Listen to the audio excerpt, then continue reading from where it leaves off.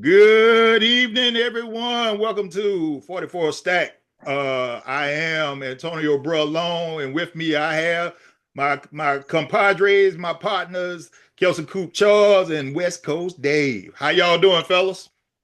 Hella Doing good, doing good, doing good. Chilling, man. Having a good time. Living the life. All right, all right. Let's see if we can get a good 44 stack. We had an excellent SGP on Saturday, so let's see if we can get a good 44 stack out of this here. We'll go ahead and we'll start with the college game. Hmm. Let's go back to the Notre Dame Penn State game before we get into the Ohio State Texas. Did James Franklin blow the game against Notre Dame with that play call? You tied up 24-24. You only got I think it was 30 seconds, 24, I 30, think. 30, 40 Something seconds, like that. somewhere in there. 32. Yeah, something like Uh, that. you got the ball on your own 20. Was that a smart move to try to get in field goal range at that point? Junior and I had a discussion about that. I am of the opinion the way the way they were running the ball and moving the ball. I said, hey, take it into overtime. Don't try to get. But Junior made a point to me. He said that it was going to take at least one pass for that drive, meaning you only can play so conservative. You know what I'm saying? So the safest pass, if it stays to the tight end, and with an experienced quarterback, he should know to take that down, suck it, and eat it. He didn't take it down, suck it, and eat it because the best thing you can do in that situation is take the sack. It's a no lose, right? Even if the pass play is called, they told me all game you are this, this quarterback pick, first round, things like that, right? So I'm listening. You One of the things as a GM I'm looking for, do you make a decision when the game no worse can go into overtime, you bring it down and eat it. And to me, that showed good decision making. So T, the answer. I'm it's because I do understand maybe one pass, but also I got to put it on my mans and them. If that is not there, you got to know the situation being this potential first round NFL pick to bring that down and eat. That's it. That's me. What you got on the Coop? Uh, Sad to say, man, I missed the last couple. I forgot what I had going on, but I missed it. So I Okay. was texting with y'all, Well, I'm but gonna I break didn't it get a down. chance to see it. This was on third down. Shouldn't have never got to that point, which was a mistake anyway. But then now that you go back and look, he did not complete a pass to a wide receiver the entire game. And how do you go Hmm. an entire game and not complete not one pass? Even I mean, most college offense is gonna run bubble screen to death. He did not Hmm. complete a pass. All his passes was completed to the running back and to the tight end. That's all they did the whole game. So in my opinion, you shouldn't have tried it. The game was tied. Really wasn't no momentum either way. Um, I would have took my chances in overtime uh, and tried to extend the game as much as possible. Notre Dame, Riley Leonard is not a great quarterback because he almost turned it right back over to get him in field goal range. So, I Yeah. mean, that's a problem. Uh, you know, Penn State's defense had played adequate enough to go to overtime. Hmm. So I just think it was poor. I think maybe if it was first down and you tried to make that play, maybe you was trying to get in field goal range, but it was third down. There was no way you were gonna do it. Everybody was covered. You should have ate it, punted, game would have went into overtime. Yeah. Right. And the game Uh, to me went exactly how the game oh a yeah, yeah. dog fight game. I mean, it went exactly how I thought the game would go. I mean, and it was a hell of a game. It was, I know it's not exciting, but you're talking about true in the trenches playing Hmm. football because we have a topic that we're gonna get to, that if my excitement is hidden, I don't know how. And you already put it on the thing. So yeah, but yeah, it was a dogfight, what you call that 10, that in the trenches, running football, stop, hitting hard, so yeah, it wasn't exactly like I thought it was. Yeah. And then conversely, when we go to the Ohio State Texas game, Texas blew all their opportunities. We knew Sark was going to do that just because it's Sark. You didn't make the right play calls. You cannot be first and goal from the 1 and not score. I'm sorry. I don't care who you are. You cannot be first and goal from the 1 yard line and not score a touchdown. And they almost cost Arch his life too. Arch he had the Krispy Kreme look at his eye. The thing about it is, they really, if Quinn Ewers is your quarterback, why are you playing Arch anyway? Now I understand you try to do a little change up, but other than Steve Spurrier doing 2 quarterbacks, I've never seen it work consistently worth anything. And it didn't, and we had the outcome. But even with all of that, the game was 21-14. Texas is on the way in to score. They tie the game up at 21, and he fumbles, and they scoop and score. That's what was the difference in the game. Everybody's riding Ohio State right now because of, they've looked dominant the whole playoff. People have forgotten, how they screwed the pooch against Michigan. Going into the Notre Dame game this week, Notre Dame got a lot of injuries on the offensive line, and then their offenses ain't the most dynamic thing in the world. But I think this game will stay close, probably a quarter, and then eventually number 4 is gonna get loose, and they're gonna rout Notre Dame, I believe, just because I don't think they can go score for score. No, they're not built for that. No. When they Ohio got Riley Leonard, all of those, man, I did not realize. I watched Ohio State. Man, they are so fast. Like, I did not know how fast they were until I looked at them. And they have so many skills. I know, like you said, they did against Michigan, but ultimately, you lose the battle to win the war. They're going to win the national championship. Yeah. And like you said, I got it by plus 14. I mean, that's a route. Yeah, I got it by 2 touchdowns.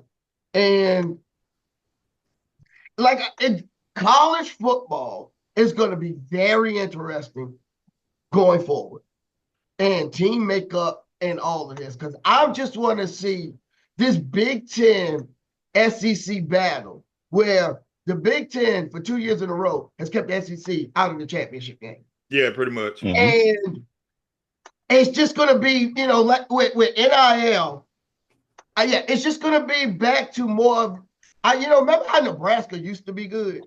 Because they used to go get them Florida boys, and the rest is history, right? Yeah. And with NIL, it's back to that. But now the Nebraska money can come out in the open. Like Osborne now can just go back in the day, he was paying them. You ain't know it, but you know paying them. Well, now it's out in the open, and now it's back to this dispersal. Because when I look at these cats, most of them are from the dirty. I'm talking about those skill players. And all of them. It's like the bidding, like what you guys did to LSU. You want to give them 11? I mean, whatever, 10. You're giving them 12, you flip them. Now that Southern cat is back up into the Big Ten, and it evens stuff out. And so that's why the landscape and the ACC is so far outside looking in right now. And I just want to, because Clemson is our only saving grace. Well, the thing about the ACC,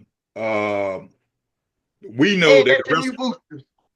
Yeah, well, SMU is going to put their money toward it. They're going to put their money toward it. But see, coming up next, by the time the summer comes, we're going to have revenue sharing, and that means all the Power Four will be getting $22 million for disbursement. That is just disbursement to the football team. Has nothing to do with NIL. So if you're giving up $22 million, you got 105 players on the 105 players. They reducing the limit because you're not going to have all these walk-ons like they used to have. You split that up. Now everybody ain't gonna get the same thing. We already know that. But if you are, and what you're gonna see is programs gonna run it just like the NFL. The better positions are gonna get the money. You're gonna disperse more players. Now, I personally like this has been the best college season it has been in a long time because we didn't go into this thing thinking, oh, this team has it. Every week, everything mattered. Even into the playoff, everything still mattered. Now, I do want some tweaks to the playoff. I just think that layoff is just too much for your top four. You got to figure out how you want to do that. I say expand, get rid of the top four, get a bye. But at the same time, like the top four, do they get a week bye? They get more than that. It's 3 weeks because championship weekend. Yeah, they got to go around class. Yeah, championship weekend is the first Saturday in December, and then they don't play until New Year's Day or New Year's Eve. So either way, that's just too much. Because schools on the quarter system would actually still kind of in school. Everybody in the everybody in the South is on semesters. Everybody out west and everybody up north is on the quarter system, which it has its plus minuses. But I'm looking at going forward. Once they make these tweaks, it's going to make it better. I think that the playoff did exactly, even though it went round the world, the playoff did exactly what it was intended to do. And the only difference now is the SEC just has to realize with Saban going to retirement, Kirby cannot hold a group of well, that's not Kirby's only problem, but Kirby can't hold 3 football teams on the sideline no more like he used to because of NIL. And then you look at, it's a new day. For the ACC, I hate it because Clemson is the only true football school. You can say Florida State, but Florida State screwed. They did it to themselves. I have no sympathy for Florida State. They get what they deserve. But as far as the rest of the schools, that football is never going to be their focus. It's always basketball. Miami. I mean, you know what though, Dave? The thing about Miami still has that football persona, but Miami football is not good anymore. Miami football, in all actuality, has not been good since 2003. Honestly. Oh yeah. Because Manny Diaz season was a facade. Yeah.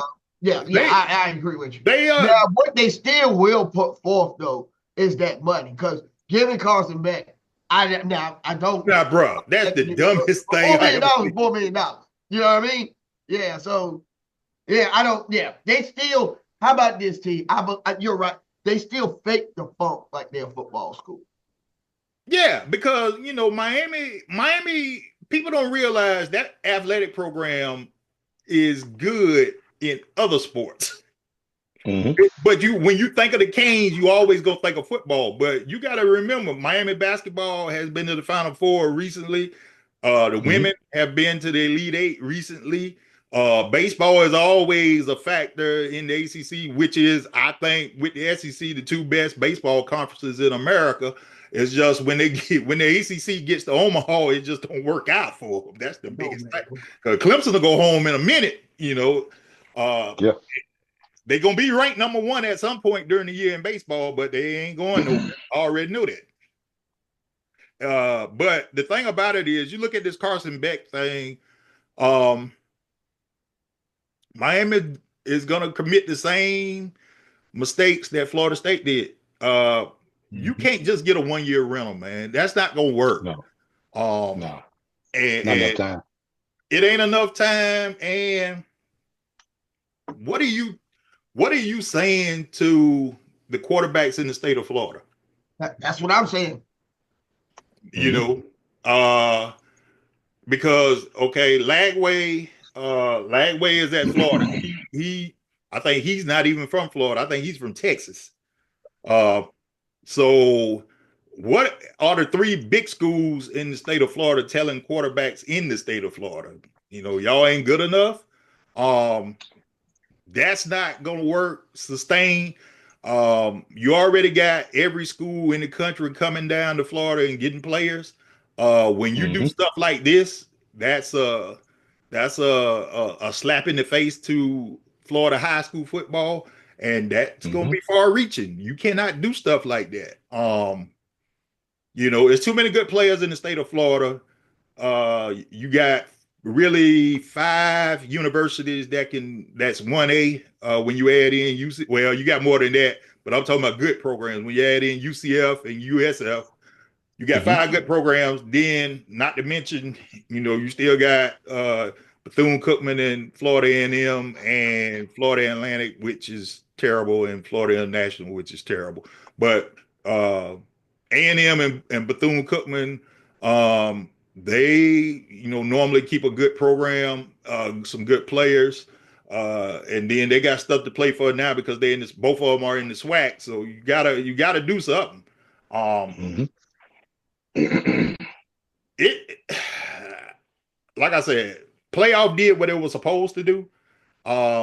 It's been the best season. I think once they get this done, I think the next step will be put somebody in charge, because it is still kind of a wild, wild west, and a lot of these fellas are jumping in the portal and they're not getting picked up, and that's a problem. Not because they made the decision, but you got too many street level agents. Yo, man, you need to go here, you need to go there. Sometimes you just need to go to school, bro, and wait your turn. But I also want to put this out too.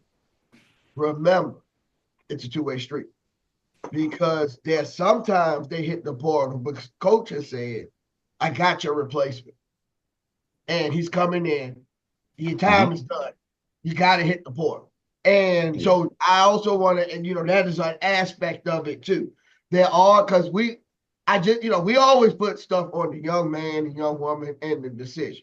But there's also business aspects of this as well. And there's many times that, you've heard and seen where a coach is saying, hey, like Duke, for instance, Kentucky in basketball, you are already over-recruited in your freshman year. You coming back, you are not going to play. So your only option is to hit the transfer portal or go overseas, right? And so that's the other aspect that we have to put into play is if the Miami quarterback hit the transfer portal, who was from Florida, I can't fault that man when you paid back $4 million, right?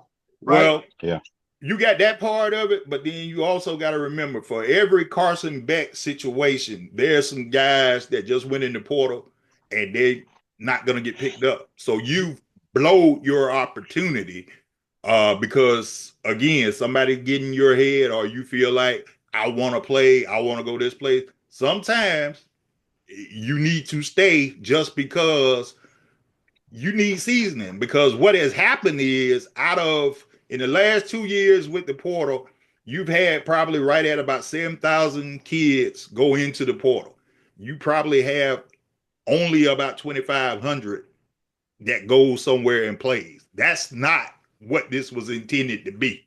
But let's look at this situation though. I think Dave touched on something.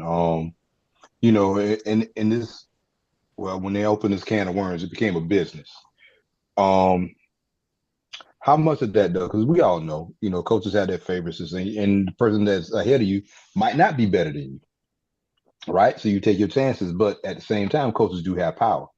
How much of that is when they hit the portal, the word may get out, they're difficult to work with. They don't want to do certain things, this thing and that thing, even though you've done everything you can. But it's like with Arch Manning, I mean, that's a different situation. But if any other time Arch comes in, he's high profile, he's going to wind up playing. ahead of, or the same thing that happened at Clemson with Kelly Bryant. Trevor's waiting in the background. You know Trevor's good, but Kelly was winning. So you take the opportunity, you start Trevor, and here comes Kelly. You know, he jumps. Or with Cam Newton and Tim Tebow. Well, Things like that. You'll always have those situations too.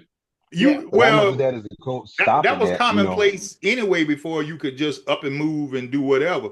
I just don't want to lose the aspect, T, because I agree with you. If you are making that decision based on some promise that you're going to have greener pastures, but I also won't want to discount the business part that the college and the coach who has already or has identified your position as something that's going to be NIL or over, and so that is also a thing. So just I want to surface that, like, yes, there are cats who chase the bag, and that bag doesn't always come to fruition. But there's also people who are just forced out because they are come to and told that you will not play next year, no matter how good you do in spring practice. And such as so your only opportunity is to jump and see, because once they do that, your scholarship is gone anyway. So you are fending for yourself whether you stay at that school or not. Well, I think and what now down to 105, you got to go. The coach is going to make you go at that point. Well, you know what I'm saying? Yeah. But I think for people that end up leaving like that, they more than likely have a safety net in place.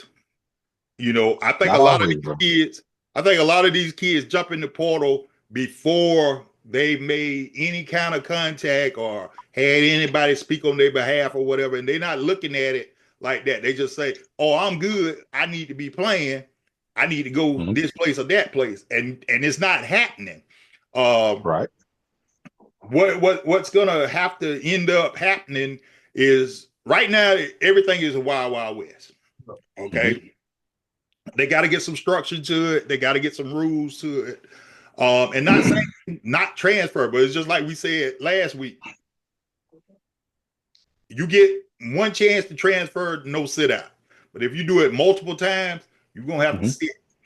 And that'll slow some of that down, you know, because I think they were saying some school has a kid, he's been in school like 7 years, and all he's doing is just jumping. I mean, bro, DJ going in the draft.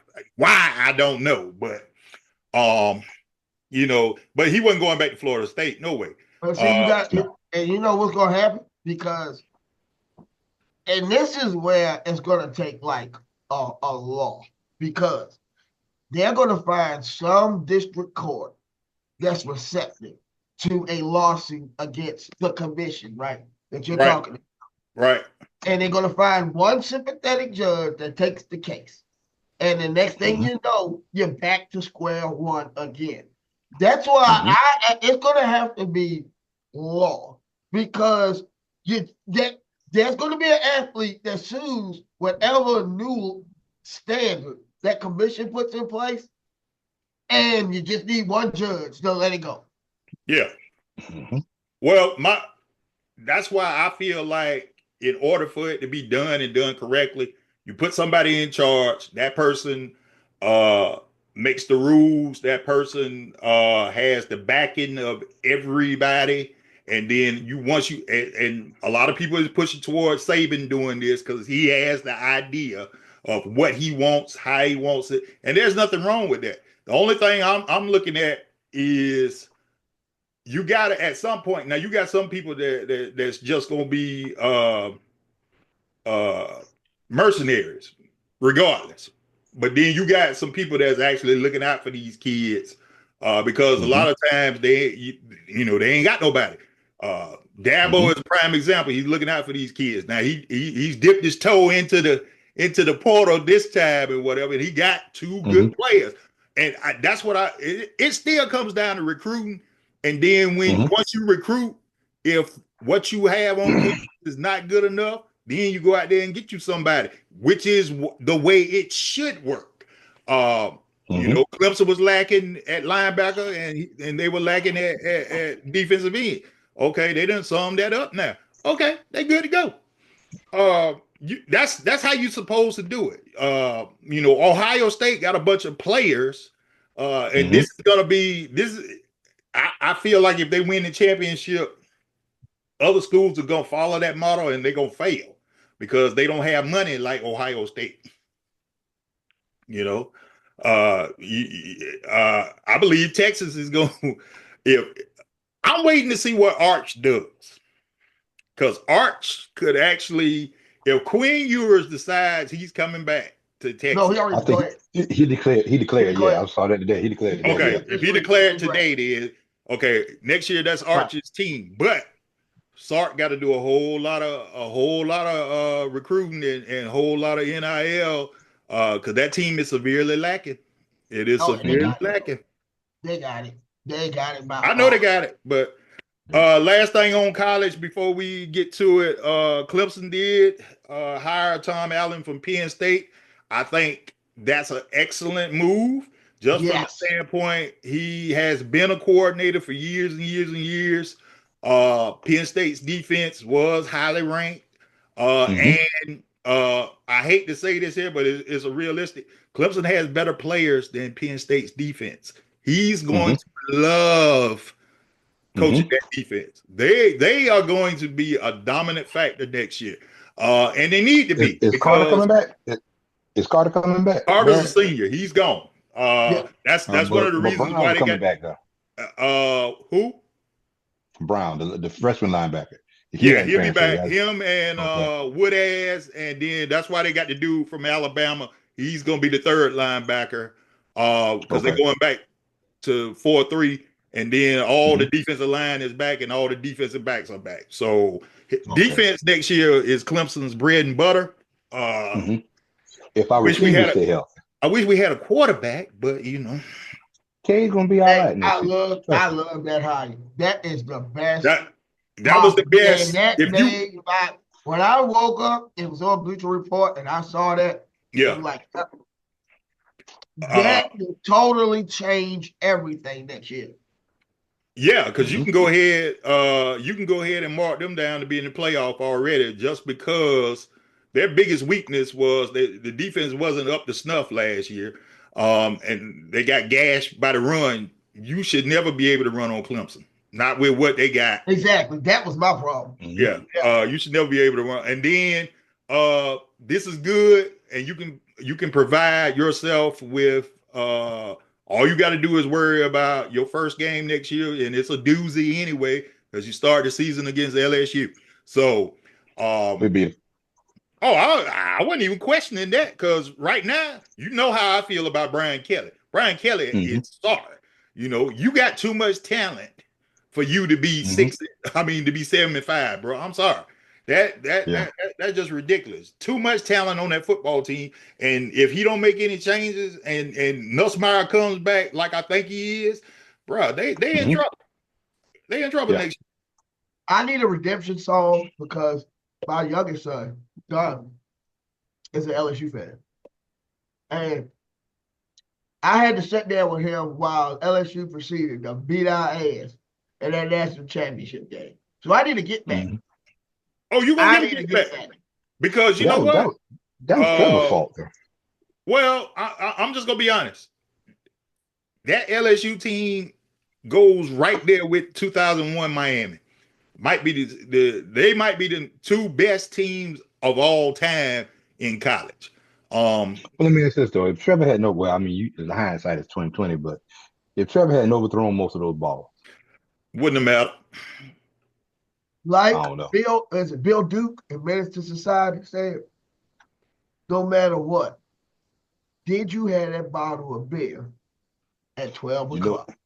Yeah. So no matter whose fault it was, that's it. You got to be. It's your fault. Clearly, I would say wasn't nobody beating LSU that year, bro. They that whole team. Once they started dropping dimes and the corners was getting burnt like there was no tomorrow. Yeah, we Well, know. The corners were there. They just didn't turn their head. That's cornerback and no, it 1-on-1. wouldn't matter, bro. That's how good that pass was. You couldn't turn your head because it was already in their hand. That team.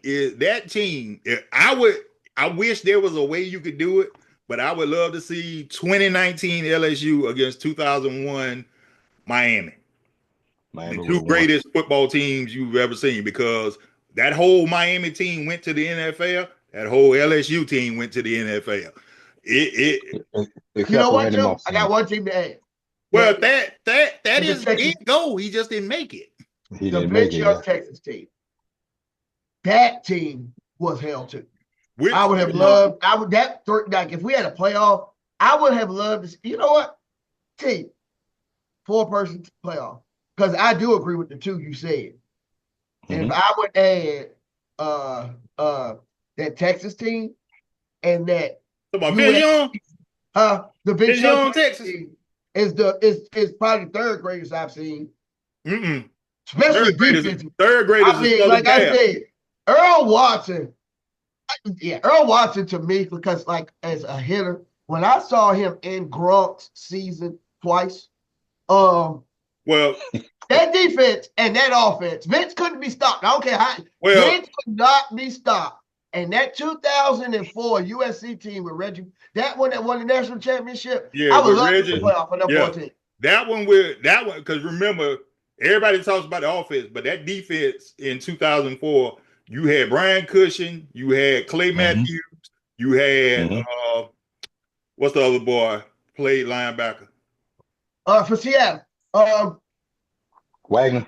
He won He won the award. Super Bowl, and he was on the Yeah. Super Bowl. Yeah, I forget which You one. know what I'm talking about, right? You see it. That defense. Yeah. That defense was 100 times better. Now 2005 was still good, but that defense there was loaded. Yeah. And everybody gonna talk about Lindell White, Reggie Bush, Matt Leinart. That defense. That Texas USC national championship game is is the greatest football. That's the greatest football game. Man, Yeah. that is the greatest football game I ever watched. Yeah, that was That was crazy. You talking about, you start Reggie Bush 4th and 1 when Reggie Bush hadn't been stopped all year. Should have gave it to Lindell White, though. I will say that. But that team, and probably them 4, even more so than some of them Alabama championships. That greatest college national championship individual performance I ever saw was the quarterback 95 Nebraska, when Tommy Frazier in the middle of the third quarter. I don't know what it was, and he said, "Screw it, I'm going to go win a national championship." Yeah. And that cat went stupid from the middle of the third quarter to the fourth. I mean, was unstoppable. Yeah. Well, that, and in a losing effort, and people might not like to hear this, but when Deshaun lost to Alabama the first time, and Nick Saban had to pull, when you hear Nick Saban say, "Man, we had to do something," because he knew if I give you this ball one more time, they gonna beat the snot out of me. And see that's where Clemson needs to be.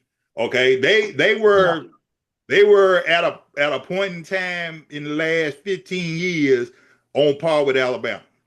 Nobody else can say that. Even if Ohio State win Monday night, Ohio State won't be looked at as one of the great national champions because of their coach. Well, Ryan Day ain't no coach now. You know why? Tell you that. Kirk Herbstreit going to shut that shit down our throat, so they will be considered just because they have a dude who pushes them 24/7. Well, but see, here's the thing though. Even with that whole network pushes them 24/7. This game, this is going to be an ugly football game. Don't feel like either Ohio State's going to run away with this game, or this game going to be close. It's going to come down to the wire, because the thing about Ohio State, and it's been consistent since Ryan Day has been their coach. When you think they're going to do something, that's when they screw it up. And this is a perfect opportunity for them to screw it up. Now, if you lose to this Notre Dame team with no quarterback, because Notre Dame has no quarterback, Riley Leonard cannot throw the football consistently. If he has to throw more than 15 times, they're going to get blowed out. Yeah, they are. Notre Dame has to play perfect that whole game. I mean, literally.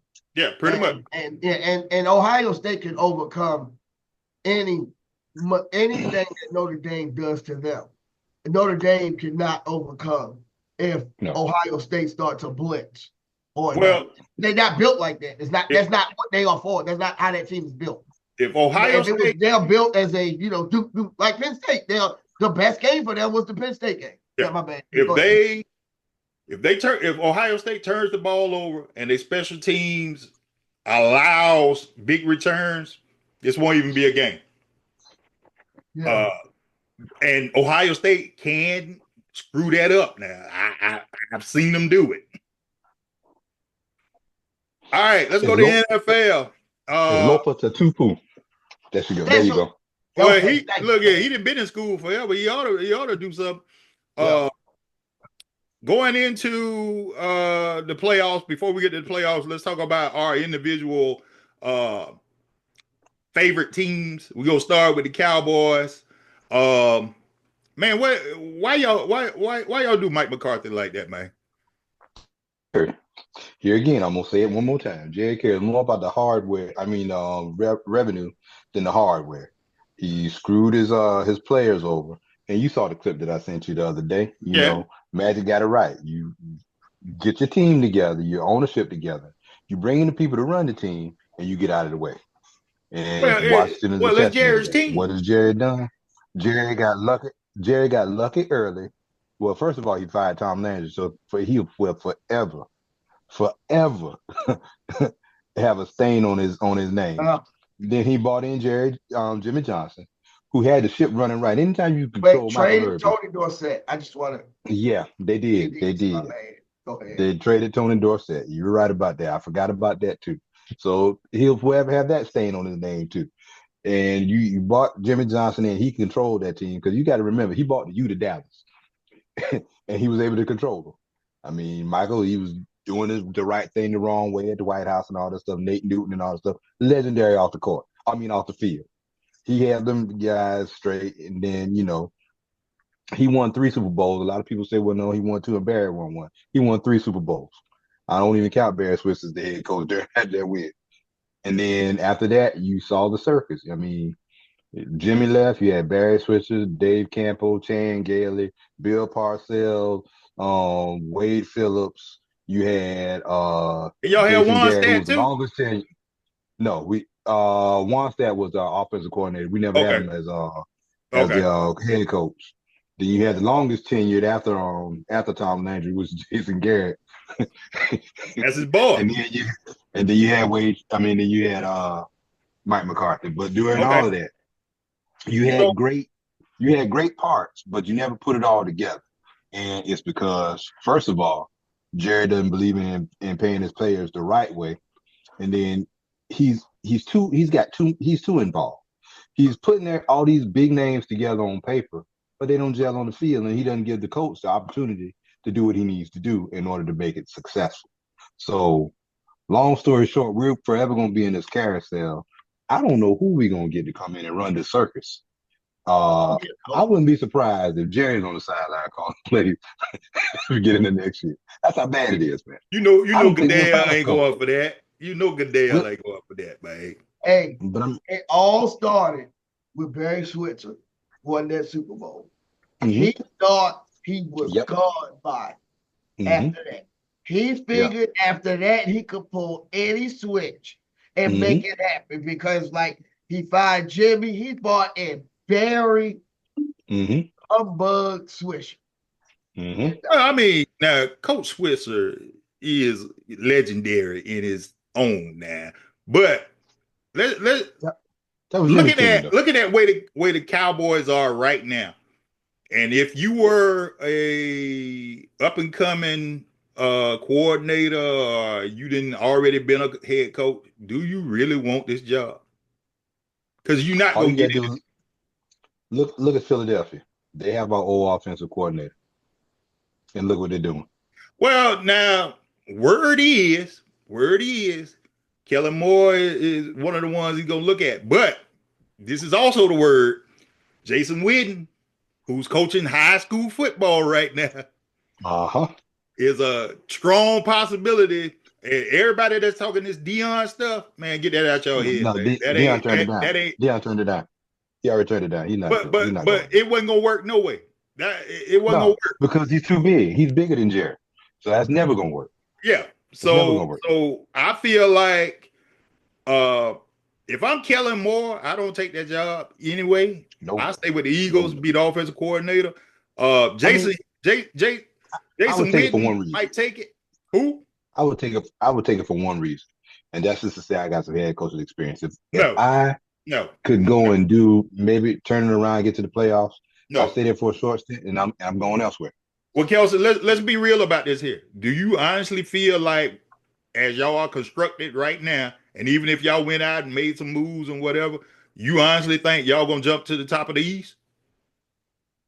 Because let's remember something now. Commanders ain't going nowhere. All they gonna do is get better. And once they move back downtown Washington in the next few years, it is gonna be over with then. Well, the only way we get better as constructed, I say we could turn it around. But the biggest problem with that whole scenario, what we just talked about, Jerry won't stay out of the way and let the people who need to run the team the way it needs to be run. It's never gonna happen. We got the personnel. Don't get me wrong, because a coach can come in and change the culture. We've all seen it happen with the same players and do wonders. But Jerry's never gonna allow that to happen. He's never gonna allow that to happen. Not gonna happen. I don't think paying Rain Dakota Prescott $60 million gonna help y'all anytime soon anyway. Oh no, I mean, you gotta think about, like I said, everybody's worried about the revenue and not the hardware. If you're truly looking for, I mean, don't get me wrong, you gotta take care of yourself too. But if you're truly looking for, you can't command those top salaries, because you're paying Diggs $97 million. His contracts are not, I don't know how much was guaranteed. Dak is $260. CD, I forgot what they paid him. He's like what, $35 million a year, something like that. Yeah. So CD 100. I think it's $170 million. Yes, if they sign Micah, that's it. You strapped. That's what I'm saying. I mean, you got to figure the Commanders are primed for the next 10 years. Depending on what the Eagles do during the playoffs, they kind of prime for the next 10 too. If the Giants could do something smart and hire Louis Riddick, Giants will be right there. Within 3 years, they'll be right there. I mean, regardless of who they get, I think it'll be a culture change, but it won't last. I mean, you look at the last 4 coaches we had. Bill Parcells, he came in, he changed it around. They had moderate success, fizzled out, he left. Wade Phillips, moderate success, fizzled out real quick, left. Jason Garrett, he stayed around. He was consistently 8-8. Mike McCarthy, he had a losing season first season, then he went 12-5, 12-5, couldn't do anything in the playoffs. And now fizzled out, he's left. So it's gonna be the same thing as long as Jerry is running the team. We'll make money, but we'll never go anywhere. So I think that's his bottom line. He's looking at it like a business. He's not trying to get the hardware. And that's sad for any player that wants to come there that actually wants to try to win. It's not happening there, and it's not going to happen anytime soon. Here's the thing that y'all should do as fans. If Jerry ain't going to change, stop giving him y'all money, man. Yeah, I don't give it to him. I mean, but the problem what you got on your head? You got them diehard. I ain't buy this. Either way, somebody bought it. Somebody bought it. The only way y'all can inflict change is y'all got to stop spending money. Well, you're gonna have to stop playing college games there and everything, concerts, everything. There. Well, but here's the thing. That's a one-off. But as long as y'all remember, y'all the number one team in merchandise. Okay, y'all the number one team as revenue, other than what you get from the TV and whatever. Y'all always on prime time. So if you all are going to make a change You got to stop going to the games. You got to stop buying merchandise. That ain't gonna happen. But look at how many people talk about y'all. Bubba Dub has made a career of y'all. Mm-hmm. You know what I mean? Mm-hmm. But see, that's free publicity for Jerry. Mm-hmm. We on ESPN all the time. If you stop, I told you, we on a plane from Dallas back to Seattle, Seattle, and everybody except for me and Tip had on Cowboys gear. That's what I'm saying. So it is incredible. And I went. You can't stop it because it's across so many nationalities. Yeah. It is a symbol now. It's past win or loss, and that is what's sad because it's never going to force him to change. Well, but it's such a brand. Exactly. No matter whether they win or lose. No Dallas fan, you can never talk to them about wins or loss. They don't care. But the brand. You got a cousin tell you that wears a Dallas Cowboy piece of paraphernalia. I know. Every Ricardo Belton wears at every single game. Your brother, the first thing I see in December is a Cowboy sweater. Like I said, they don't care. I don't know what it is, but they don't care. Well, if they gonna continue to cry and moan, you got to do something. You got to take a stand somewhere. I'm just saying. Yeah. All right, let's jump to the Bucs, Dave. I finally understand what a franchise quarterback means. They can, a franchise quarterback can win you a game. Mm-hmm. They can also lose you a game, but they have the ability to win you a game. Yep. What my quarterback is trying to be is he is nowhere near a franchise quarterback. And he can lose you a game, but he can't win you a game. And we were a victim of the mediocre QBR rating. And the more I look at it, he is Jameis at a lower level, right? This year, number of TDs, extraordinary. But God damn it, let's flip the script. The number of interceptions are extraordinary. He is your what's the show like how you ever have McCory's? He was your belt. Yeah, he was your McCory's version, and then you had that's your Belts version. He is the Belts version of Jameis Winston from McCory, them little dime shops. What was that thing up in Williamsboro next to the A&P Superstore? Wasn't that McCory? Used to be TG and Y. TG and Y. I think they were throughout the dirty at one time, right? Yeah. So, something like that. But yeah, Family Dollar belt. And that ain't saying much. Well, the only thing up there is Dillard's. Well, last week we said y'all could win without. The only way y'all would lose is if Baker goes Baker, and Baker went Baker. Baker. First text I got from everybody: Baker turned to Baker. Yeah, but he did truck the defender though. He got up like he did something. That was a good play, but as the franchise quarterback juked the whole damn team, like Curtis Blow said, and smiled, got him back in the huddle, and did franchise quarterback things. Right. The defense he got up and ran after he did it. Yeah, the defense played good enough to win the game. Yes. But honestly, I'm just gonna be honest. There was no thought Sunday night that the Commanders were not gonna win that game. Jaden Daniels is that dude, bro. Once the turnover happened, I knew it was over. At that point, it was over because he cannot lead a game-winning drive. I've never seen him lead a game-winning drive. Well, you look at it like this when. Now, I'm going to put a little bit of this on Todd Bowles, too, just only because you had stopped the Commanders inside the 10, okay? Why you even do that play? it made zero sense to do a jet sweep when McMillan hadn't touched the ball all night. Now you did the jet sweep with Mike Evans. Okay. But McMillan hadn't touched the ball all night. So you're going to try to do this here now. You set yourself up for that kind of failure.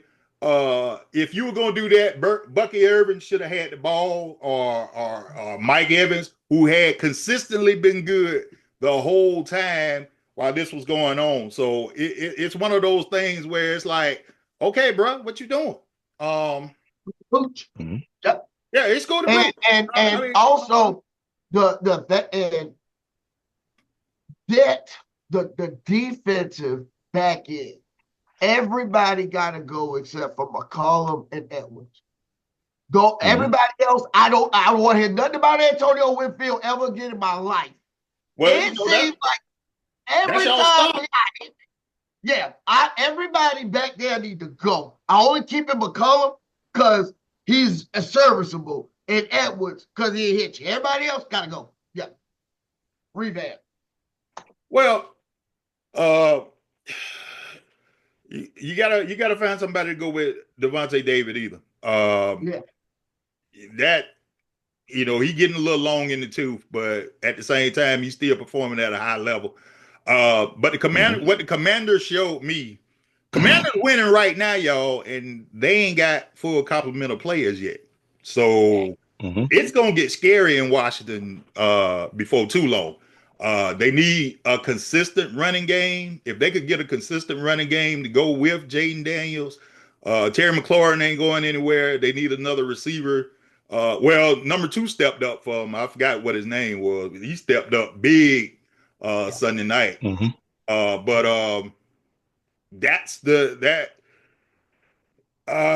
Dave, what you think? What you think the Bucs need to be looking at come draft time? Corner, linebacker. You don't think y'all need a receiver? No, that core is set. Yeah. Well, you got Mike Evans, you got Miller coming on. I don't know. Godwin. He need to retire. He need to retire. Godwin. And then you have a 1, and Millen is a definite. He just is a 2. So you got that to me. You get you a slot. And Shepard ain't bad to me. I mean, you just don't get him the ball as much.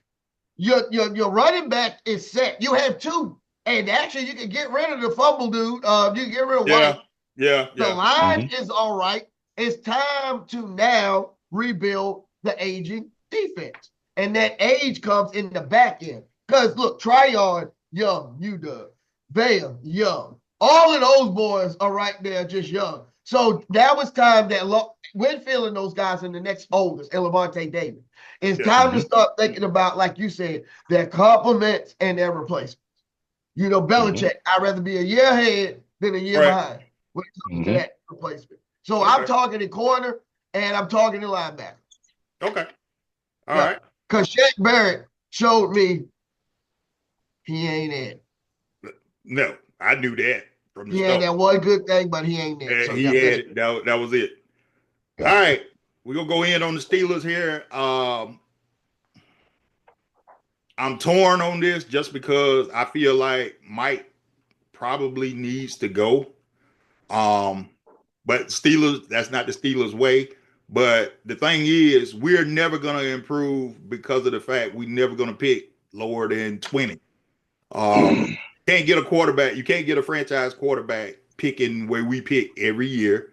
You really got to be lucky. And then thinking back to when we got all of these good players back for this last Super Bowl run, Bill Cowher had a 6-10 season, which was our last 6-10 season. That's the only reason we got Ben Roethlisberger at that point.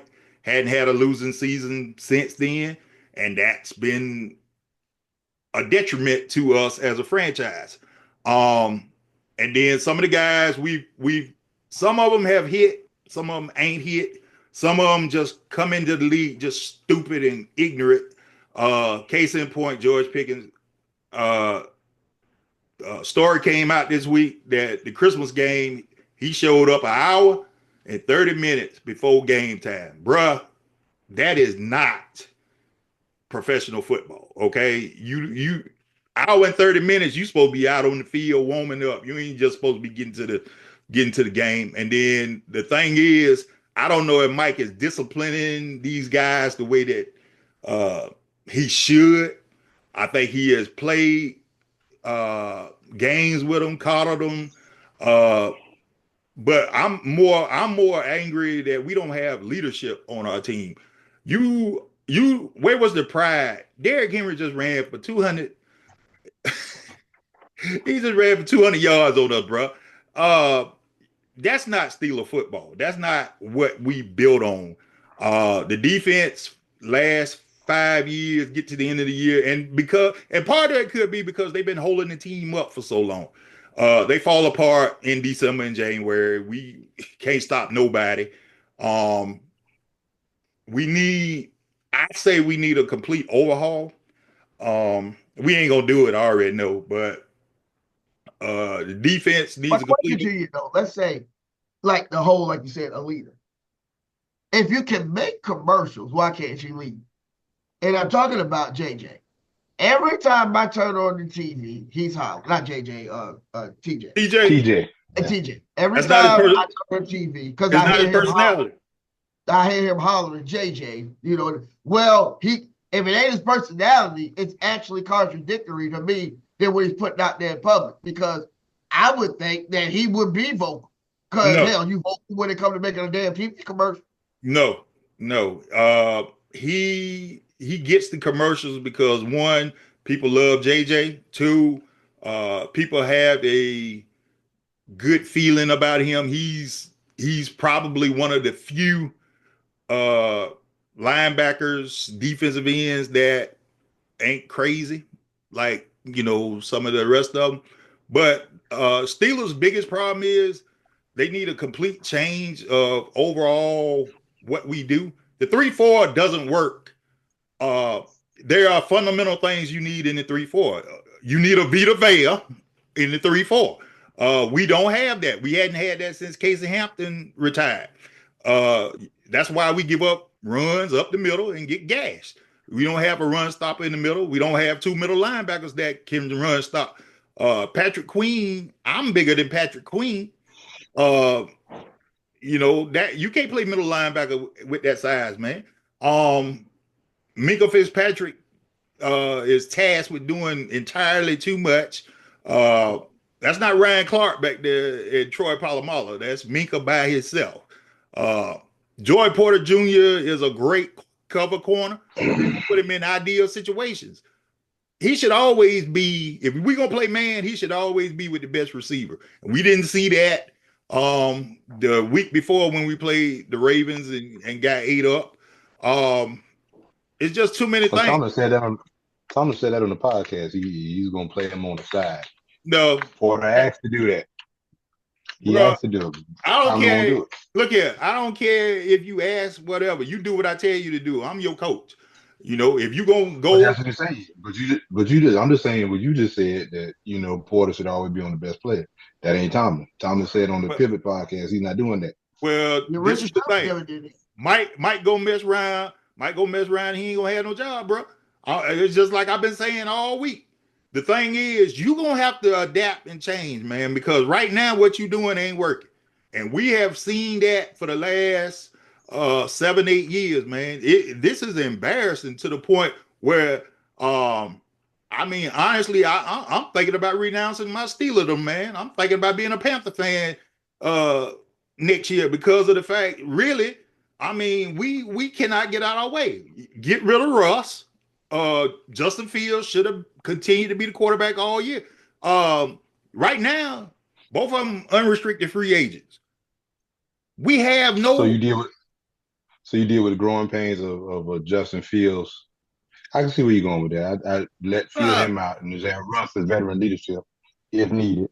For development. I don't want Russ back.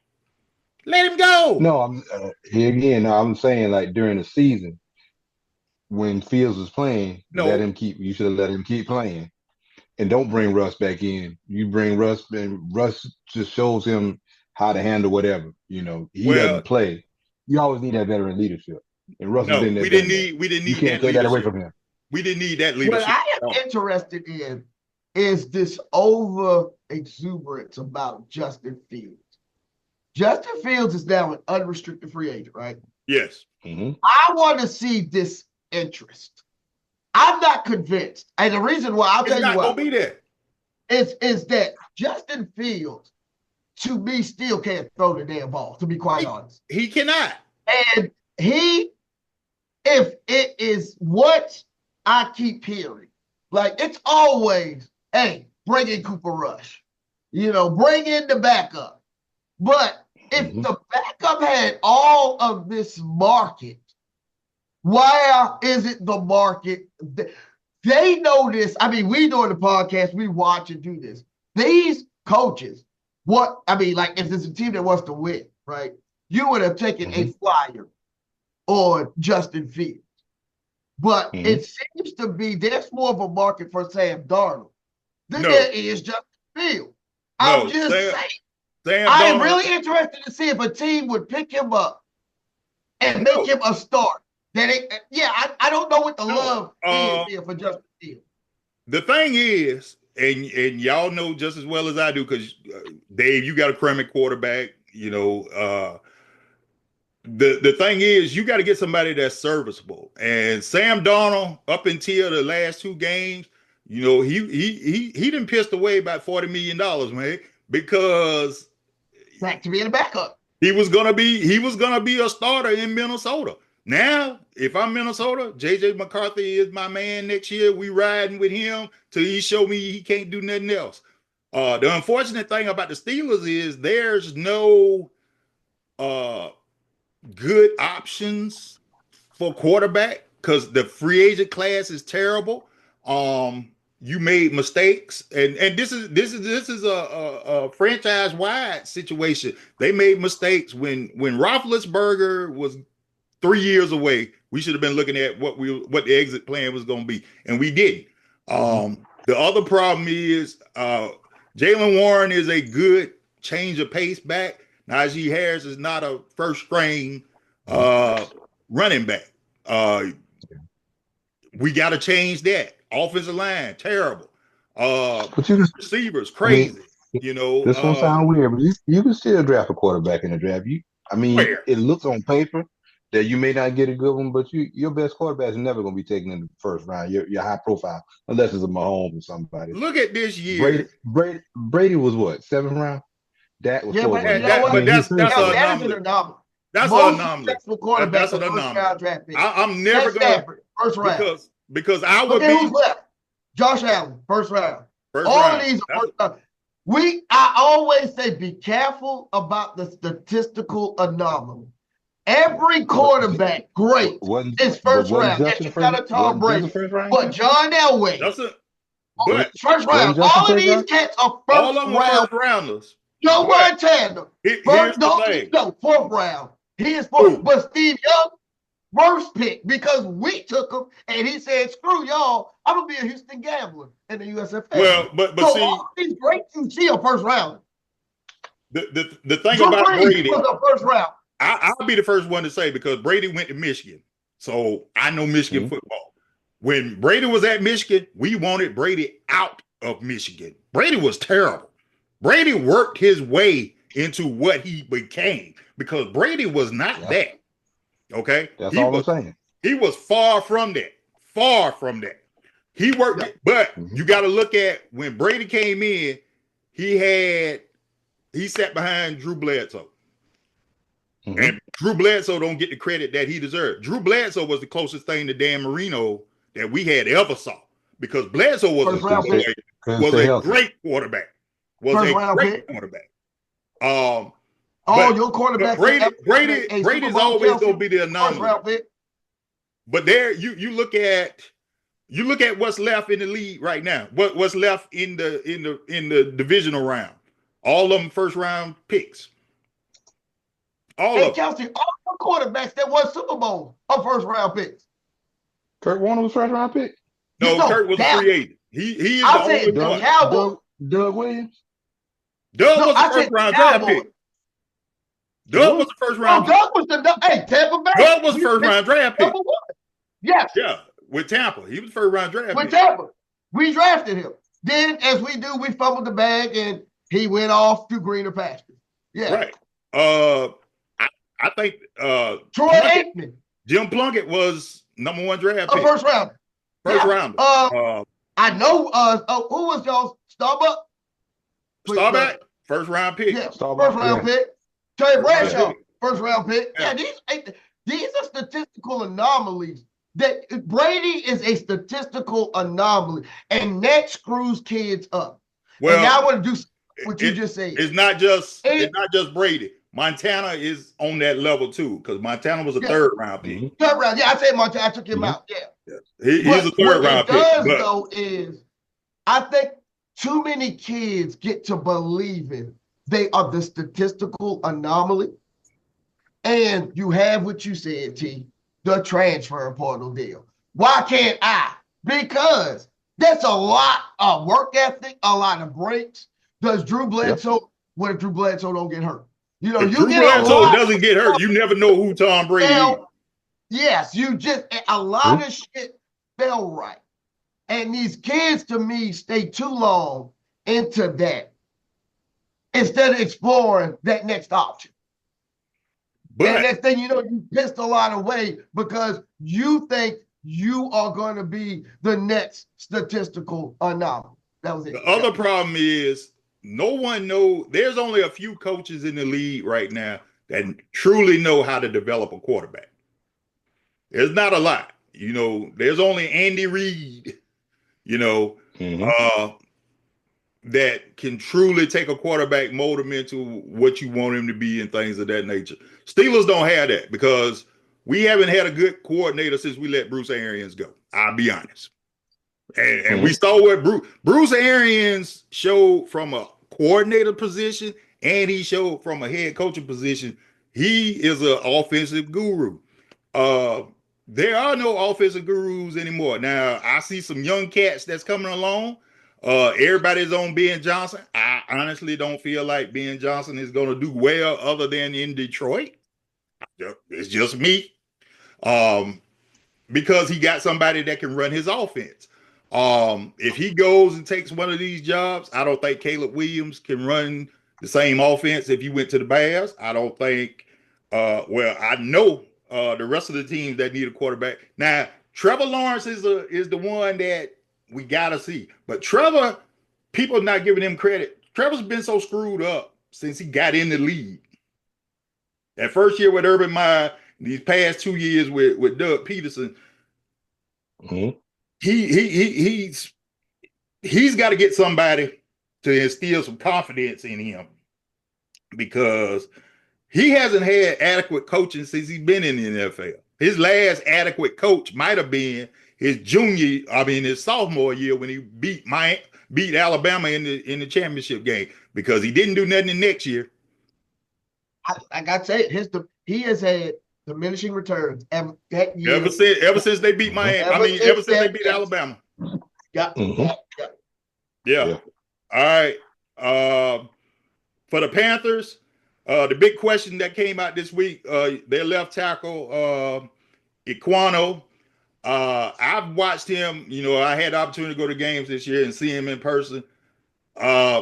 Some people in Charlotte are hollering about keeping him because of stability in the offensive line. But I'm gonna be honest, y'all, he can't block a soul.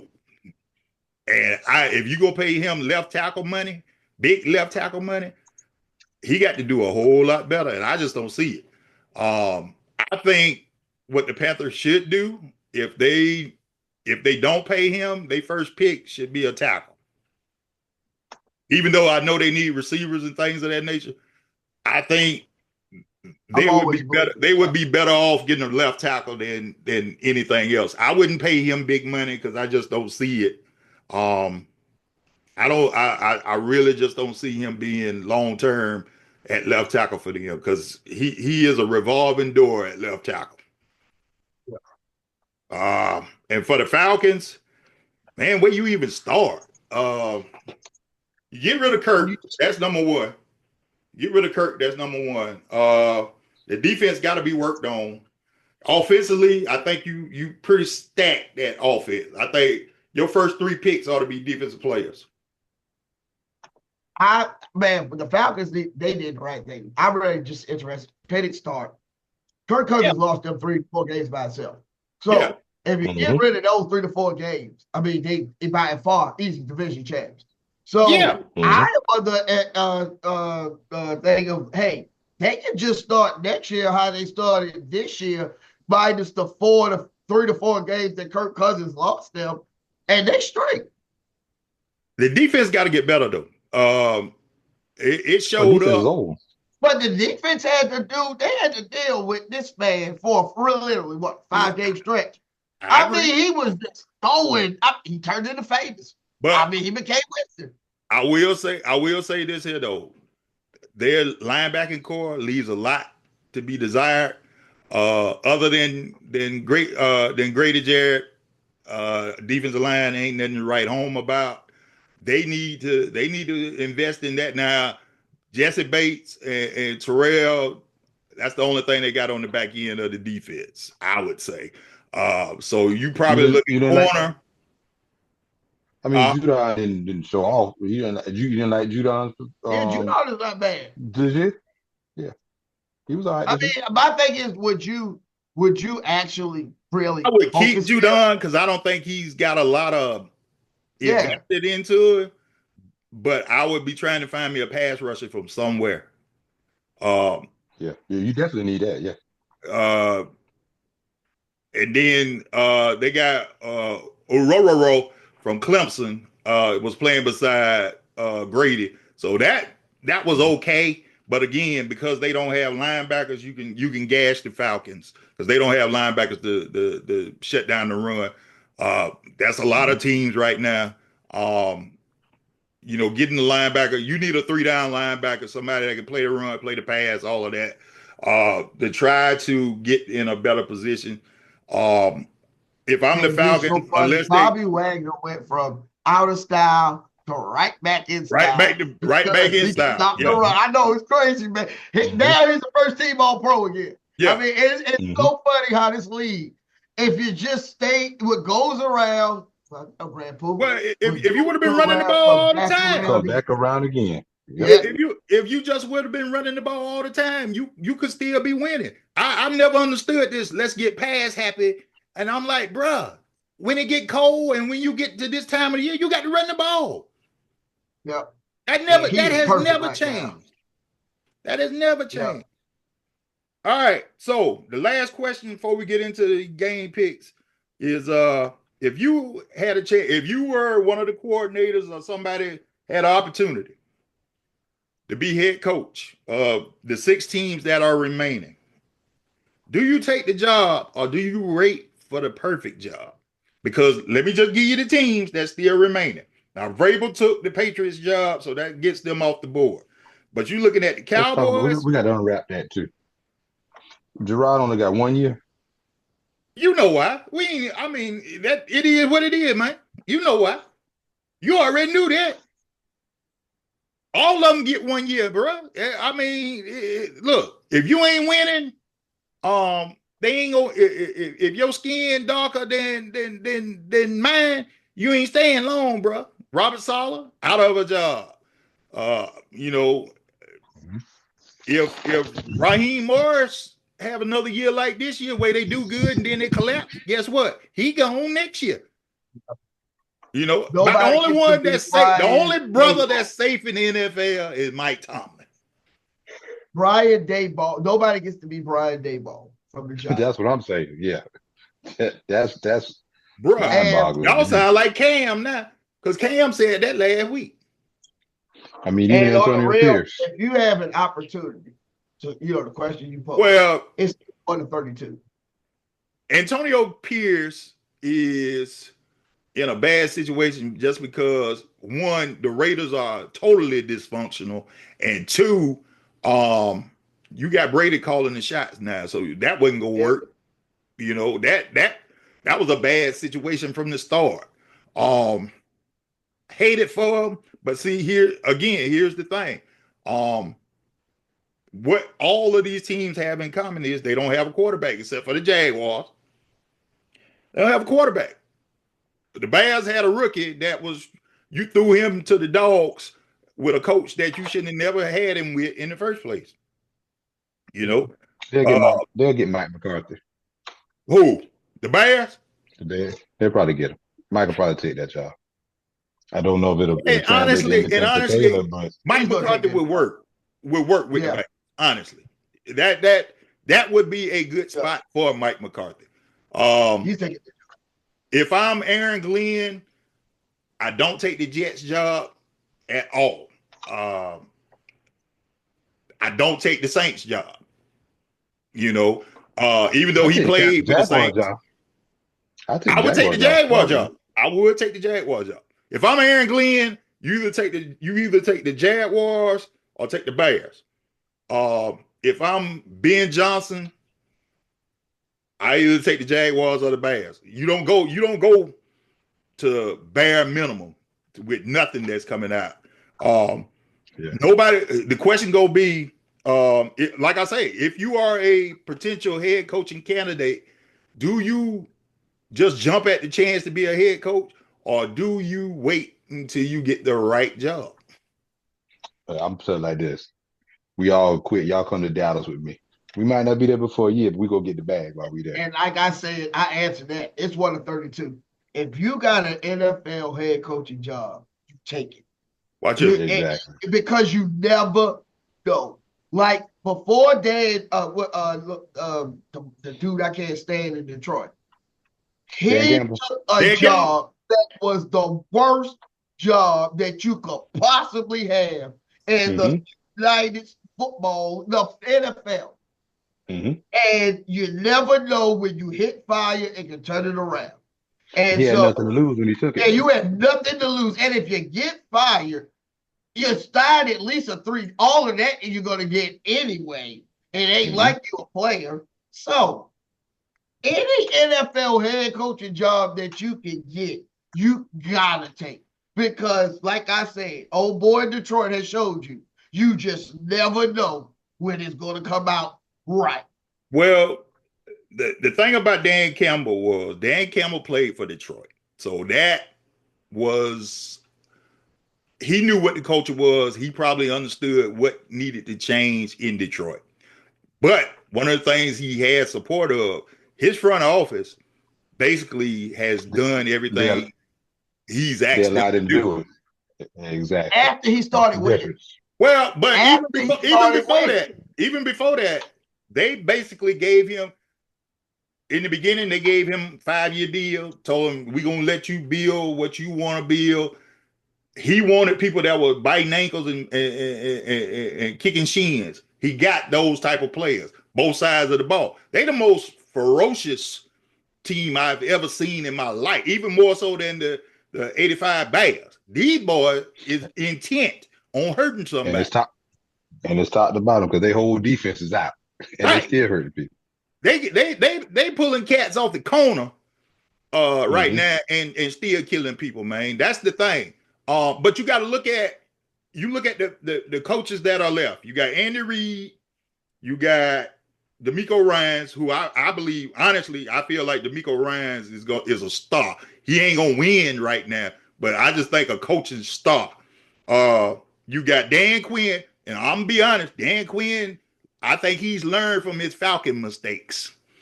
Because he's doing a whole lot better, but then again, he got something he didn't have in Atlanta either. You had Matt Ryan, but Jaden Daniels is a different type of dude.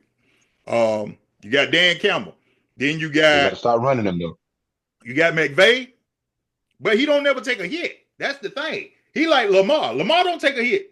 He knows how to squirm and do all this here. You got McVay. You got Sirianni, which I ain't sold on because Sirianni has lapses. You got John Harbaugh, which is the elder statesman of the group, and Sean McDermott. And the thing about McDermott will lose you some games. He gets the benefit of the doubt because he got Josh Allen, but he'll lose you some games too now. Sean McVay is the man to me. Who gonna make the Super Bowl? Sean McVay, man. Buffalo? Yeah. Who? He I'm said going out on a limb. Buffalo I'm gonna make the saying Super Bowl. Mm-mm. I'm going out on a limb and saying But back to the coaches, McVay is the man to me. I think McVay, I don't care where you put him. He's gonna build a win. He adjusts. I did not know this stat. They haven't allowed. And that defense, like everybody was telling me, I think how hurt they were. How the defense. Yeah. They The were. defense has rebuilt on the fly and are good. Bruh. And they have not allowed 100-yard rusher in 8 playoff games. No. And this man is more often McVay. Like he is part of that group now. To me, I don't care where he goes to coach. He will turn them into. He's like the Hardballs, all of them with the S. He's like he will turn your team into a winner. He's like that to me now. McVay is a good coach because he get out of the way.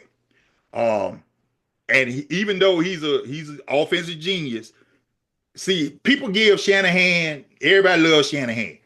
I think Shanahan is terrible. I honestly think he's terrible because he doesn't know how to adapt when stuff go wrong.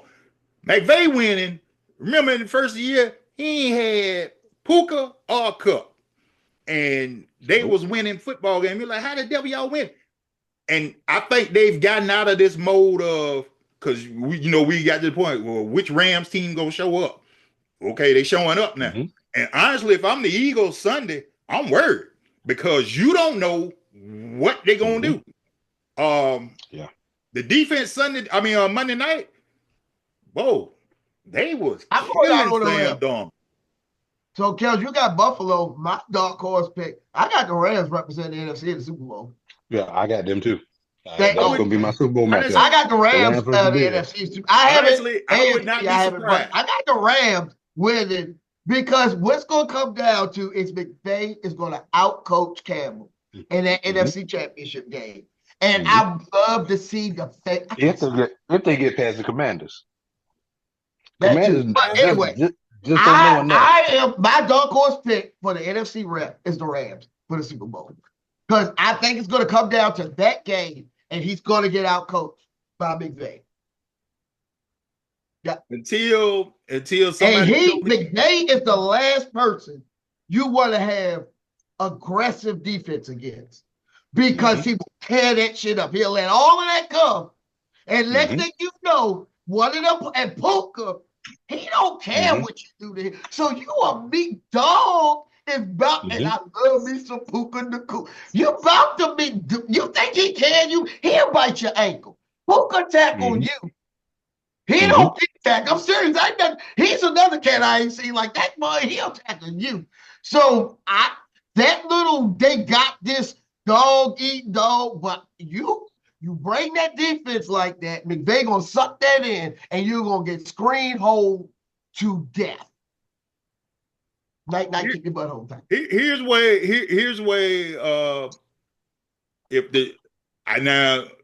I'm thoroughly surprised that Detroit rebounded from blowing the NFC Championship game last year because I thought they just would have fell apart. But again, like y'all say, yeah, I agree. The Rams is the scariest team out there just because, again, you don't never know which one gonna show up, and if the right one show up. Because McVay and them can put 50 on you, or they could make you, they could slug it out with you. It's just, they a weird football team. The Eagles, now, honestly, the Eagles need to be worried just because, number one, they don't have a passing game, and number two, Sirianni in big games have known to screw it up, But if the Eagles do win this game, and they play the winner out of Detroit and Washington, I don't think the Eagles going to the Super Bowl at all. Eagles not going anyway. Eagles not going I got anyway. I already told you. And then Buffalo, if your defense doesn't stop Derrick Henry, because let's be real, unless Todd Monken goes in there and throwing the football around, get a ball to Derrick Henry and get out the way, bro. Because Buffalo is going to Baltimore. Baltimore going to Buffalo. Baltimore going to Buffalo. Yeah, that really don't matter because both of them is cold as hell right now. So Well, if you give the ball to Derrick Henry, the game is over with because Buffalo cannot withstand all man, that there pressure. you go. If this dude don't think he can make a first down anytime he ever wants to, Right. so if Lamar this is his SG. Don't like, and they tell you not to think, right? You get it so well that you react. You do it with your eyes closed. If he gonna do what he need to do and don't overthink this, like you said, Henry, if Henry gets going and what are you actually going to be able? And then Andrews down the scene. That once that gets going, it just becomes So yeah, I'm with you. Get the ball to Henry, establish that. Then Lamar coming out the back on that RPO is over. Game's over. Well, but what about the Ravens defense though? Huh? What about the Ravens defense? They've sorted up though. They ain't the same defense it was to me. Since they moved Kyle Hamilton learned how to play defense through the course of the season. It's a different football team. Kyle Hamilton is playing free safety like Ryan Clark used to play free safety.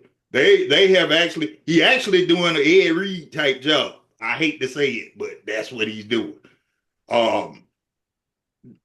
I would feel Allen's going to have to be so good in that game for them to win. He's going to have to be so. Josh is going to have to score 5 TDs. Yeah, he's going to have to be so. Passing or running. That's the only way they're going to win that game. Because they defense. But you said defense. Buffalo's defense. It stinks.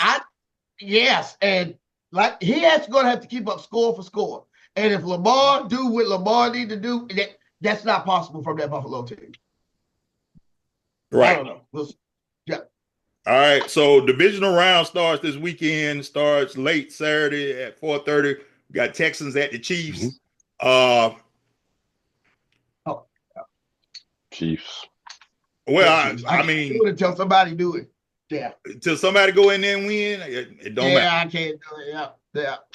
And then Saturday night. They're not going to have any offense. They got defense. They're not going to have any offense. No, I know they don't. I know they're not. I mean, they just played Christmas Day. It wasn't even close. So that's why I say it. Yeah. You know, they once the Texans get down, if they get down by 2 touchdowns, it's gonna get ugly. Saturday night we got Commanders and the Lions. I'm looking forward to it. I did hit Lucius up. I hit Lucius up Saturday night. I said it feel good though, and you know what he said? He's talking about boy. That's a bad motor scooter. Yeah, he said it sure do, man. I you know, Dave. We used to work with Lucius. Lucius is one of the biggest Commanders fans you ever want to see. The biggest. The biggest. He been suffering a long time. He been suffering a long time. I had to hit him up because I know he felt something Sunday night. Because honestly, I'm gonna be honest, I felt something Sunday night because there was no doubt in my mind they was gonna win this football game, man. That was the thing. There was no doubt. Even when they were down, I was like, man, Baker gonna mess up something. You can't count them out. And I just got a strange feeling that they're gonna beat the Lions Saturday. I got a strange feeling. Dominique used to be a DC fan. Dominique Ashford, right? Yeah, he's still here. Yeah. He's still here. All right. Yeah, at 3:00, we got Rams Eagles again. Rams. Y'all going with the Rams? I think I'm going with the Rams too, just because if they play like they played Monday night, Eagles don't have a chance. Because if Eagles get to the point where they got to throw the football, they're going to kill Jalen Hurts. Well, I mean, not Antonio, but AJ Brown will be on the sideline reading the book anyway, so it don't matter. So, well, I mean, and you know what? Honestly, that's a bad look. That's a bad look. I'm sorry. But at a real though, when they pay it, now he been doing it all season. Yeah, but each game when he been doing it. I mean, it's a bad look. It's a bad look. It's not like that look hasn't been happening all season. I know. You haven't been focused on it, but honestly. But once he started complaining, and then you can't do that, bro. So negative. Yeah, you can't do that. That's a bad look. Period. Yeah. And then the big game Sunday night, and I'm glad it's early, so it can be over with by about 9:30, so I can get in bed. But Ravens Bills, hadn't seen what the weather looked like in Buffalo. Could be a factor. Let's find out. As it always is. That plays into the Ravens' strength. When it snows, you run the ball. So I don't know why that would even change. That is actually good for them. It's good for the Ravens. So it's like conducive to pass. Yeah, I mean, but the thing is, they've all. It's great for Jameis. Jameis loves the snow. But anyway, Jameis Winston. We're not talking about Jameis. That fool, man, that dude right there. Deliver me from throwing these pick sixes. I thought I had heard it all till I heard that. Deliver me. Deliver him from throwing pick sixes, bro. That by itself, only Jameis. You know, I'm mad with Cleveland because Cleveland should have played Jameis down the stretch. You ain't had them to lose. Yeah. I want to see if we can set the interception record. Oh, I want to see a line from Jameis, and we probably could. 5 touchdowns, 5 interceptions, 500 yards. That's his stat line.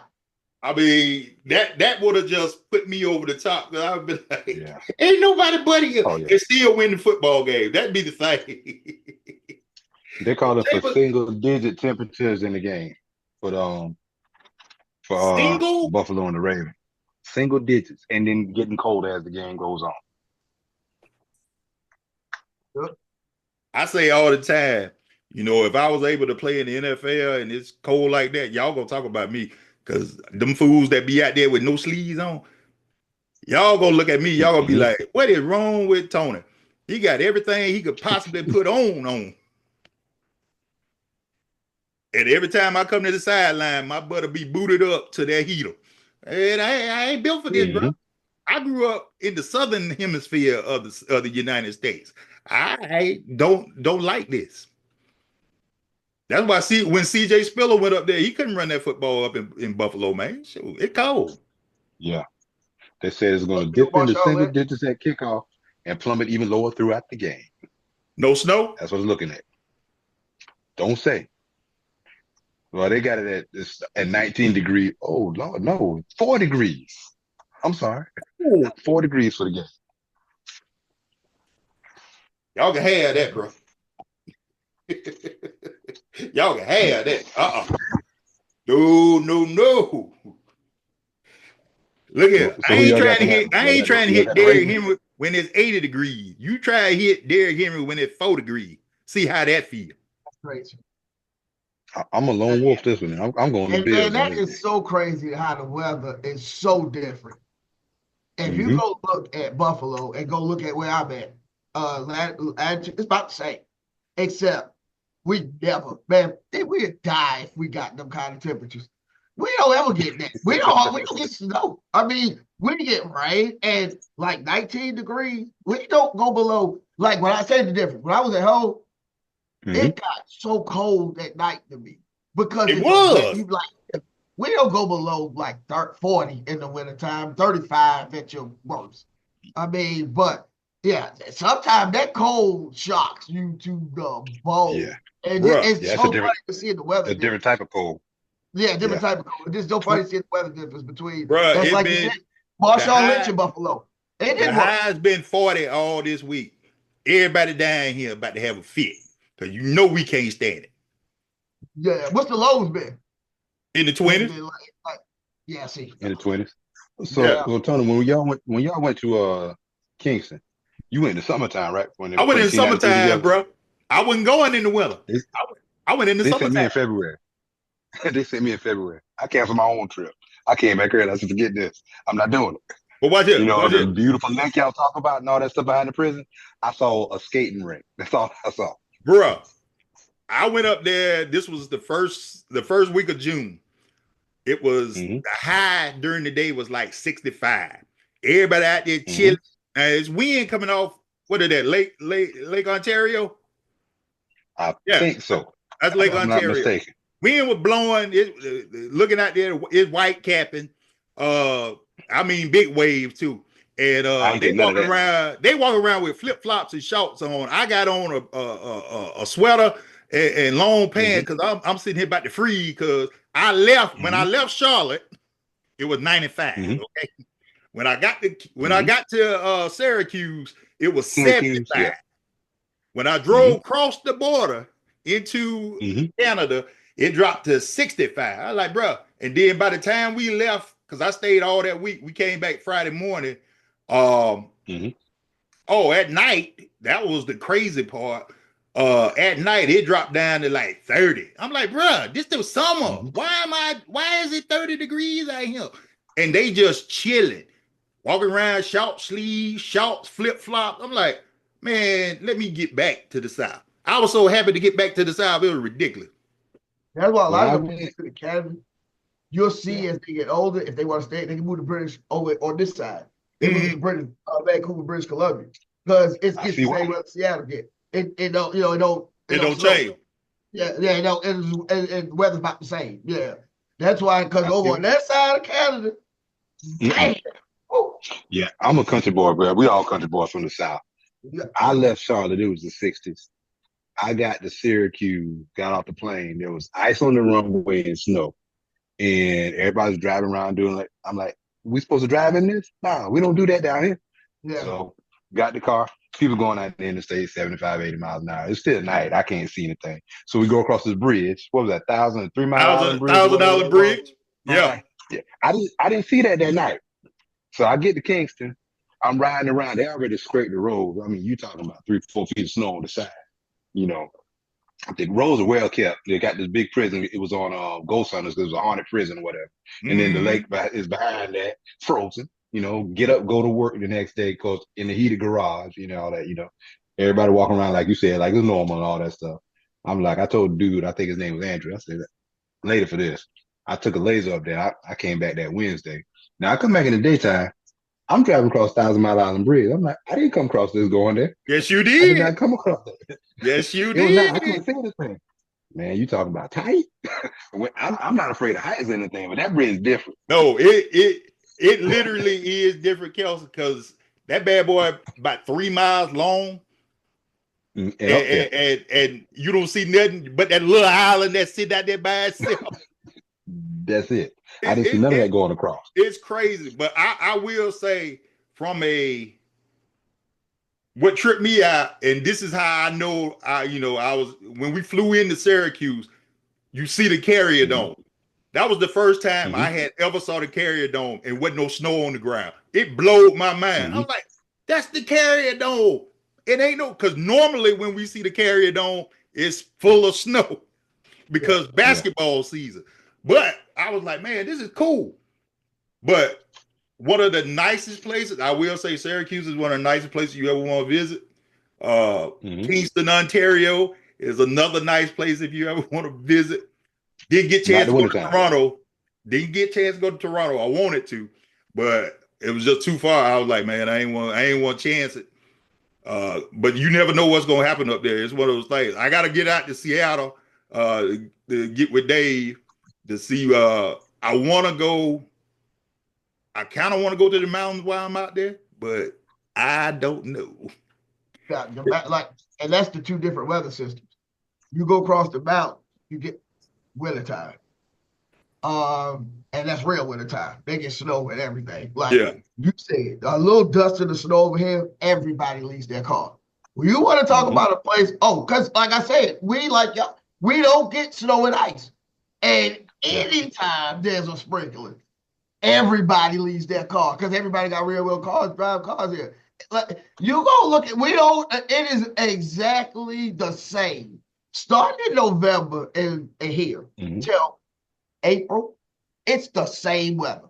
It's 40, 50, 40, 50, below 40, 30. You don't ever go below 35. So as soon as it's snow, man, folk go. But now let's go over the Cascades to the mountains. That's Spokane and all the rest of them. They get regular inland weather.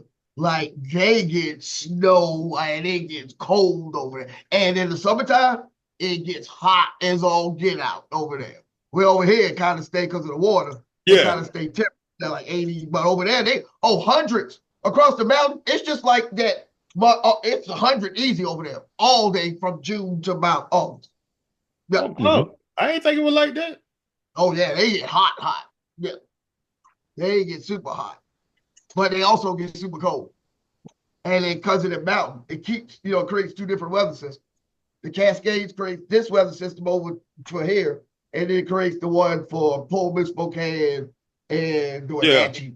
Well, the thing that trips me out is y'all actually in a rainforest. It's the funniest thing I ever seen in my life. No, because the rainforest means we get constant rain, but not a lot of rain. Yeah. Like a rain causes a pour down. Because we don't have enough heat to get that kind of, that drop. Yeah. It's just a constant little until summertime hits though in June, because they catch the mountains create that rain shadow sun from then until pretty much the middle of October. Because we get into drought condition once summertime starts, because the Cascade just keep pushing that shit. Keep pushing it out. Keep it back. Yeah, create what they call a rain cloud effect. It just keeps it all on the other side. Well, it's just like here last week, Kelsey and them got snow, ain't did nothing him. Yeah, y'all got the cold though. Yes, Lord. Then had that for 2 weeks. I'm sick of this. It's gonna warm up. This is the funny part. Let me make another round is coming. It's gonna warm up Saturday and Sunday. Warm up means 58. Well, it's gonna be 60 here tomorrow and Friday. And I don't know what's gonna be Saturday. Monday is gonna be 58. Then Tuesday, 39, and they talking about snow. Yeah. So we might get it this time. We ain't had no significant snow here in a minute, so that's the thing. Yeah, I think last time it snowed here, I think it was 3 or 4 years ago. Yeah, about 3 or 4 years ago. Yeah, last time we had snow. Yeah, I know. They say like out there, y'all don't have like air conditioners or nothing, right? No, they don't get it summertime. You use it maybe 2 or 3 times a year.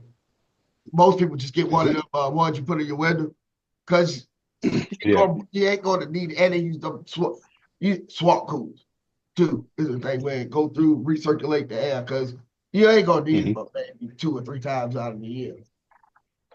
Well, when you move back home, you will realize you'll be back home. Oh, dog, when I was at the house in Conway.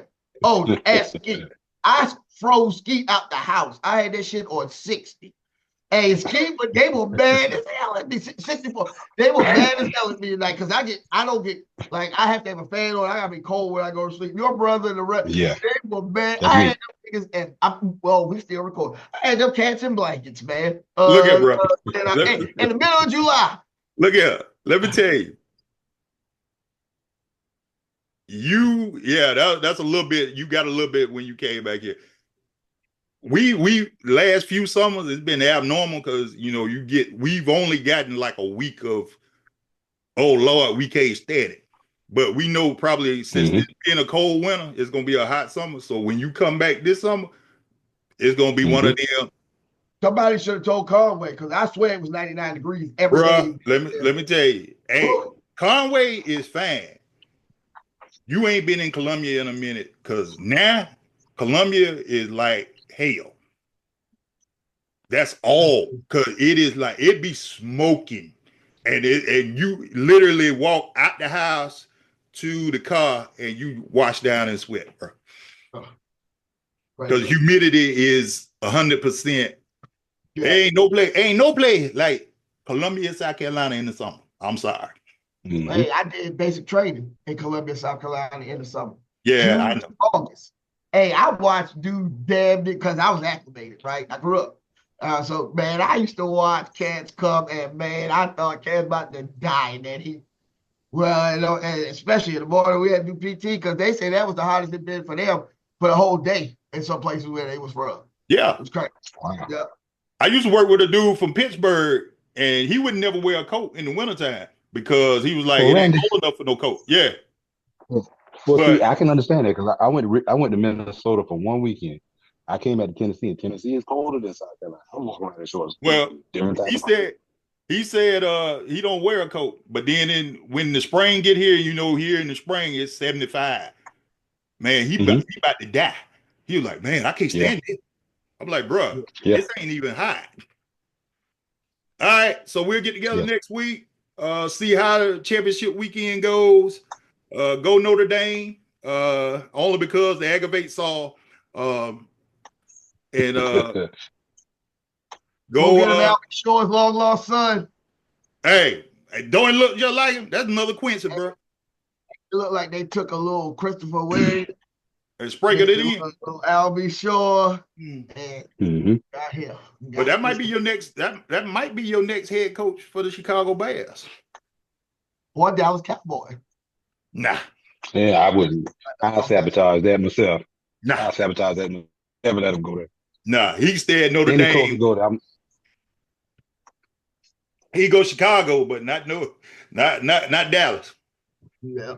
No, he wouldn't make it in Dallas. His personality too big. Him and Jerry wouldn't get along. Yeah. If I'm a head coach, I wouldn't do it. They're gonna be vacant. They got to get somebody from within the organization to do that. Okay. Ain't y'all got? No, y'all ain't got nobody. I would say get some of your old players, but y'all ain't got nobody. Aikman. Darren. I'm finna say, hey, Troy talk trash about y'all. Because hey, I'm telling you, man, Troy real though, man. Troy talk trash about y'all. Darren Wilson will do it, but they won't hire him. He ain't gonna hire him, bro. Look at ain't nobody this shade gonna get that job, okay? No. Yeah. All right. Y'all be good. All right. All right, fellas. We'll see you next time. Yes, sir.